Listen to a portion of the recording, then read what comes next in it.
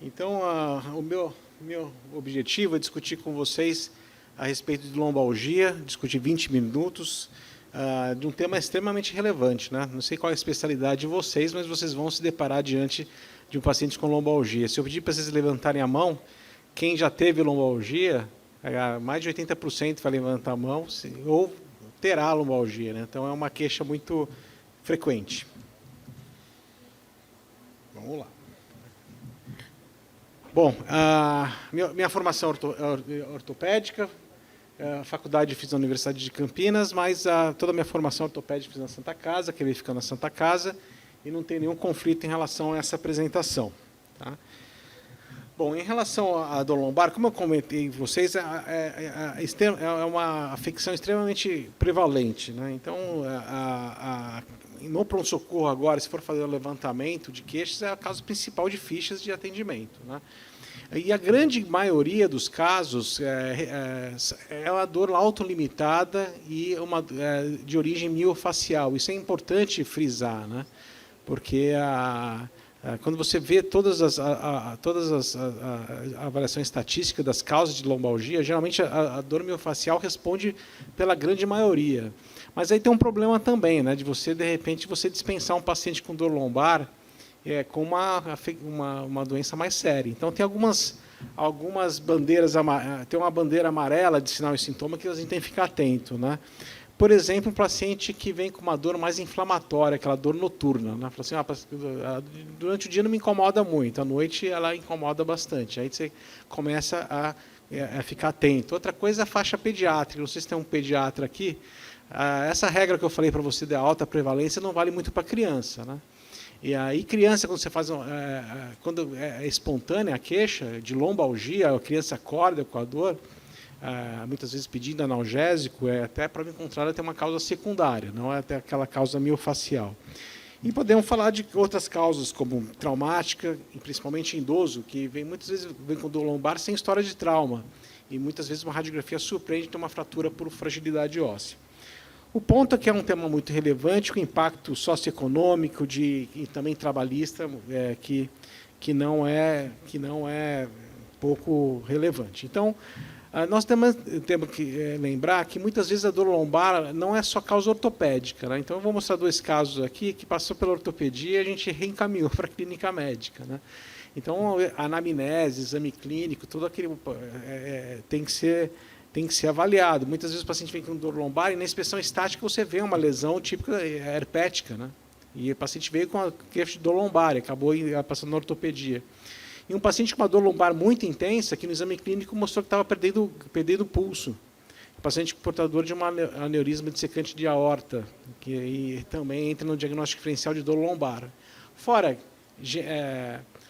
pielonefrite, sinal Jordano positivo, afecções retroperitoneais, como pancreatite. Então, pode aparecer no pronto-socorro um paciente com uma afecção clínica. Então, nem todos os casos são pacientes com dor lombar miofacial. Né? Alguns dados de epidemiologia que eu tenho que falar, né, que geralmente tem geralmente acomete mais mulheres, tem uma relação com o tabagismo, pessoas mais altas, esporte de impacto, geralmente são pacientes que apresentam mais essa queixa. Então, em ortopedia, a gente trabalha muito com a unidade funcional vertebral, para a gente raciocinar em todas as doenças da coluna vertebral, que é composta por esse segmento aí, 2 vértebras, um disco intervertebral, articulação zigopofusória posterior, então e a estrutura de cápsula ligamentar e miofacial. Então, tudo pode doer. Isso é um problema, né? Porque quando você tem uma dor lombar axial, ou seja, sem radiação, que é a famosa dor lombar inespecífica, é um problema, porque é muito difícil você, muitas vezes, definir onde está a dor. Por isso que a grande maioria dos grupos mais sérios, quando falam em dor lombar inespecífica, são pacientes que geralmente não respondem a todas essas várias intervenções na coluna vertebral. Né? Então, a gente tem que ficar muito atento a isso. A não ser nas lombalgias específicas, quando você tem uma causa, né? Uma fratura, uma instabilidade, um tumor, uma hérnia lombar, aí é diferente. Agora, uma dor lombar, que o paciente só tem alterações de desgaste natural para a idade, geralmente são pacientes que devem ser tratados de forma conservadora. Isso é também uma mensagem que eu queria passar. E a disfunção degenerativa do disco vertebral também é um problema, porque ela faz parte da história natural dos pacientes, né? De todos. Então, eu vou ilustrar aqui a fase da história natural do desgaste da coluna vertebral. E vou ilustrar na ressonância, acho que fica mais fácil aqui, ó, a ressonância magnética. Aí eu vou mostrar todo o passo a passo. Mas esse slide eu também posso usar até para conclusão. Se você pegar a estatística das lombalgias, das lombociatalgias, olha a história natural que mostra aí. Apenas 1% requerem um tratamento, uma intervenção cirúrgica, né? A grande maioria responde a tratamento clínico. No caso da dor miofascial, analgésico, anti-inflamatório, a equipe da fisiatria muitas vezes entra com medidas físicas como calor profundo, eletroterapia, para tirar da crise. E depois, o que foi recomendado, desenvolver o colete muscular desse paciente para estabilizar, que é o core, em especial a musculatura transversa do abdômen. Então, você trabalha essa musculatura por meio de reabilitação, escolas posturais, e mostram, nos casos de lombalgias crônicas inespecíficas, um resultado melhor do que o tratamento cirúrgico. O tratamento cirúrgico você vai ter o quê? Vai ter intercorrências, né? Então, esse slide acho que é muito importante. Então, a história natural da dor lombar é benigna, né? Você vê que em 2 semanas já de 80% cai para 14% essas 2 semanas, né? Então tem que isso é um dado importante, né? Então, falando da história natural do envelhecimento da coluna vertebral, eu selecionei essa ressonância magnética normal de um paciente jovem com uma dor miofascial muscular. Foi solicitado na ocasião, é muito discutido se vale pedir esse exame logo na primeira crise, né? Mas você vê toda a anatomia aqui, né, de uma forma clara, o disco intervertebral, região do cone, sem nenhuma alteração de desidratação discal. Depois do volta dos 15 e 35 anos de idade, que é a faixa etária de vocês, que começa já a ter algumas alterações no disco intervertebral. Ela começa a desidratar.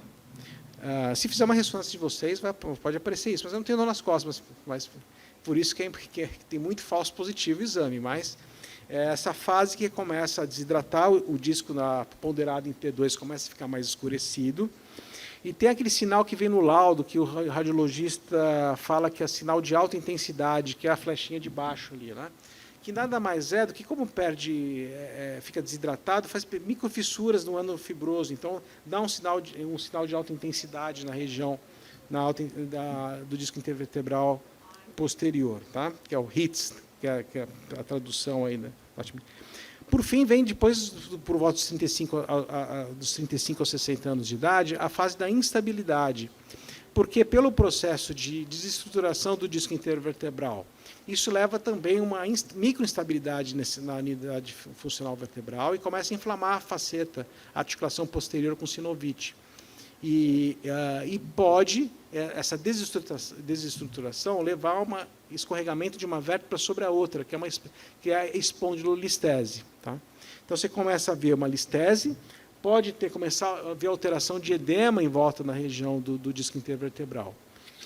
Nessa fase, há vários dispositivos no mercado para se tentar estabilizar essa fase de instabilidade, né? Mas, o que eu comentei com vocês, se fizer uma ressonância de quem quiser 35 aos 60 anos de idade, assintomático pode aparecer tudo isso. Então, também tem essa alta taxa de falso positivo. E, por fim, a história natural mostra a estabilização, que nada mais é do que uma artrodese natural, né? Um osteófito junto no osteófito faz uma anquilose, acaba estabilizando. E muitas vezes os idosos que tinham uma dor lombar começam a melhorar a dor lombar, que a própria natureza fez uma estabilização, uma artrodese natural ali, né? Mas o problema é o estreitamento do canal vertebral que está na flecha de baixo. Você vai ter hipertrofia do ligamento amarelo, você vai ter uma produção discal. Lembrar que a articulação da coluna vertebral é sinovial, como qualquer outra, e forma osteófito, então você vai ter osteoftose para o interior do canal vertebral e você começa a estreitar o canal. Aí você vai ter o problema da estenose do canal vertebral ou canal estreito. Tá? Na primeira fase, que é a fase da grande maioria de vocês, os mais jovens, acontece o quê? Pela essa ruptura do ânulo fibroso, você tem a formação das hérnias, né, que pode ser de protusa, a extrusa, quando rompe, e até sequestrada, quando fica um fragmento dentro do canal vertebral. E aí o quadro clínico é diferente da dor lombar muscular, né, porque aí o paciente vai referir dor na perna, ou desestesia para os membros inferiores. Aí é uma bandeirinha amarela. Ó. Isso daí não é uma... Possivelmente esse paciente requer um tratamento mais de perto, porque ele tem um quadro de sofrimento de nervo espinal pelo fragmento. Então, o exame clínico ele é muito importante por isso. Aí mostrando alguns casos da ressonância, né? Uma protusa à esquerda, uma extrusa, rompeu para cima, ó. É bem fácil de interpretar. Né? Olha uma sequestrada, um fragmento dentro do canal. Né? Interessante esse caso, a gente repetiu depois de 2 anos, tinha sumido esse fragmento, ele reabsorveu com o tempo. Essas hérnias extrusas aqui chamam mais atenção, né? Assustam o paciente, mas geralmente são os casos que evoluem com melhora espontânea, a dor muito, nas primeiras 2 semanas, muito violentas, mas né, alguns casos que são casos que evoluem satisfatoriamente, o tratamento clínico com reabsorção. E depende de onde a hérnia vai estar, vai pegar o nervo espinal. Né? Você vê que essa hérnia central pode pegar 2 raízes, né? E a raiz que sai a raiz que passa sempre é de baixo, né? Então ali, por exemplo, você tem uma L3, L4, está pegando a raiz de L4. Quando ela é bem lateral, ela pega a raiz de cima, né? Então você tem que ter essa noção na hora do exame clínico, né? Então uma centro-lateral, que é pela posição, uma central, né, no corte axial, mostrando os tipos de hérnia. E quando a hérnia é muito lateral, ela pega a raiz de cima. Né? Isso é interessante no exame clínico aí para você saber. Mas o que diferencia daquela dor lombar que é autolimitada? Tem alteração neurológica. Pode ter diminuição do reflexo, geralmente disestesia ou hipoestesia no trajeto do nervo espinal. Né? E a atitude antálgica também, né? Isso é uma escoliose antálgica, no caso. Os dermatos, para lembrar, né? Essa daqui é uma hérnia bem lateral, que eu falei, que pega a raiz lateral. Né? Aí você fala assim, puxa, tem alguma situação que é uma urgência no disco lombar? Tem, e é a síndrome da caldequina. Aí você vê que são fragmentos muito grandes, e você tem um sofrimento de todas as raízes do nível para baixo. Né? Você vê que é uma hérnia grande, mas pega todas as raízes. Né? Então, uma L2, L3, pode pegar o sofrimento de raiz de L2 para baixo. Né? Aí você fala assim, puxa, como é que eu vou saber no pronto-socorro? Aquela descrição que tem no livro, o texto, que a anestesia em cela, a perda de controle esfincteriano, todo florido, às vezes é raro de aparecer. O paciente vem com queixa de desestesia em região perineal, às vezes dificuldade de micção, realmente tem uma queixa esfincteriana, aí é uma urgência. Por que é uma urgência? Porque se não for acudido uma descompressão rápida, a gente já sabe que o prognóstico de recuperação é muito ruim. Na Santa Casa, por exemplo, às vezes a gente opera pacientes com 2, 3 semanas. São pacientes que não recuperam depois, porque já é estabelecida essa relação de quando você opta pelo tratamento cirúrgico precoce e urgente, o resultado é muito melhor. Né? Então, não pode mandar o paciente para casa com uma sonda vesical para tratar eletivamente, nesse caso. Não, é uma urgência, chamar a equipe de plantão e nesse caso, tem que realmente ser mais rápido. Né? Um exemplo de paciente com síndrome da caldequina, com um fragmento grande, apertando a duna mater e a anestesia em cela típica. Né? Eu não vou repetir em relação a cada relação do nervo espinal com o sofrimento do nervo espinal, mas lembrar que vai ter irradiação, vai ter dor dermatomérica e perda de força e diminuição do reflexo do nível neurológico. E todo mundo fala que o sinal de Laseg, que é da esquerda, né? Na verdade, o sinal de Laseg descrito é aquela da direita. Você flete o quadril, flete o joelho, aí quando você estende a perna, dá dor na perna. Né?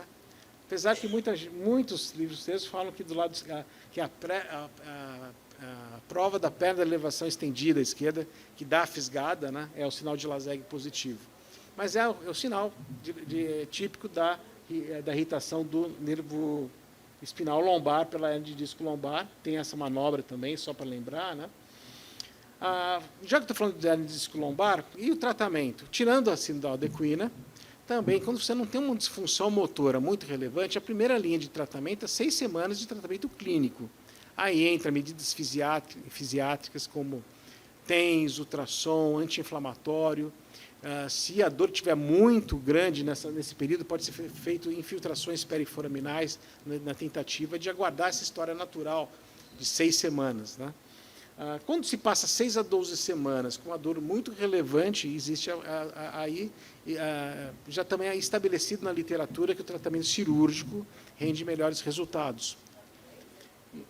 Em relação ao tratamento cirúrgico, hoje o preconizado é só a retirada da hérnia. Aí tem várias técnicas, videoendoscópicas, etc.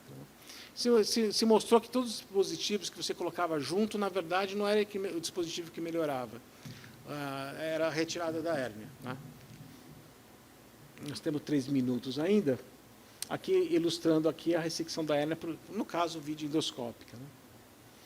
E, por fim, eu queria falar da estenose canal vertebral, que é a última, né? 3 minutos, que é a última da história natural. Aqui ilustra bem, é um exame antigo que a gente não faz mais, que é a mielografia, você viu? Mas mostra bem a anatomia patológica, né? A hipertrofia facetária, a protusão do disco intervertebral, levando ao estreitamento do canal vertebral. E qual que é a queixa desse paciente? É a claudicação neurogênica. O paciente anda e tem que sentar depois de um tempo, porque dói a perna. Confunde muito com a claudicação vascular. Eu falei assim, puxa, como que diferencia? Né? Diferencia porque a claudicação neurogênica ele tem muita relação com o posicionamento do tronco. Quando se você flete o tronco, passa a sintomatologia. Então, anda de bicicleta, não tem queixa. Se você vê, às vezes, no supermercado, o paciente idoso andando, empurrando o carrinho fletido, ele consegue andar muito. Então, isso é uma dica no exame clínico para falar a favor da claudicação neurogênica contra a vasculogênica. Tá? Então, isso que tem outros critérios, mas esse é o principal critério para diagnóstico diferencial. Tá? E o tratamento? Como requer uma descompressão, muitas vezes, mais ampla, não todos os casos, né? Quando muitas vezes você precisa abordar e fazer uma ressecção óssea, invadindo a articulação interapofisária, você acaba, muitas vezes, levando a uma instabilidade iatrogênica, ou seja, você pode levar a uma instabilidade entre a unidade funcional vertebral após a abordagem cirúrgica. Então, nesses casos, requer uma anquilose cirúrgica, uma fusão entre essas vértebras cirúrgicas, que é a artrodese. Tá? Mas, especificamente nos casos, muitas vezes a gente consegue fazer descompressões de canais estreitos sem invasão da articulação facetária, sem instabilizar. Mas, quando o canal é muito estreito, como aquele caso que eu mostrei na mielografia, isso requer, muitas vezes, a ressecção óssea maior e uma instabilidade dessa unidade funcional. Aí requer a artrodese, tá? Que existem várias técnicas, mas a fixação com o uso do parafuso no pedículo, que é que vocês devem conhecer no dia a dia de vocês. Tá? E o que pode ser feito também para melhorar essa taxa de artrodese é, entre os discos intervertebrais, a colocação de gaiolas. É conhecido como cage, na verdade. Na verdade, você coloca o cage para ser de titânio ou de plástico, mas o importante é você colocar osso dentro para formar a anquilose e, depois de 4, 6 meses, consolidar aquele segmento que você abordou. Tá? Mas, resumindo, aí o aspecto pós-operatório. Eu tenho 1 minuto ainda, eu vou deixar então aquele slide lá da história natural. Né? A história natural, então, o paciente com dor lombar, sem nenhum sinal de alerta, sem nenhuma alteração neurológica, sem febre, sem nada que indique uma alteração, você está diante de uma dor lombar inespecífica. A dor lombar inespecífica, até hoje, é muito debatida, porque é muito difícil de saber onde que é o fulcro da dor. Será que é do ligamento? Será que é miofascial? Será que é do multífidos, etc.? Então, a primeira linha de tratamento, realmente, é a reabilitação. Aí, mais o trabalho do fisiatra, junto com o fisioterapeuta, que acaba rendendo melhores resultados que os pacientes submetidos ao tratamento operatório. Obrigado.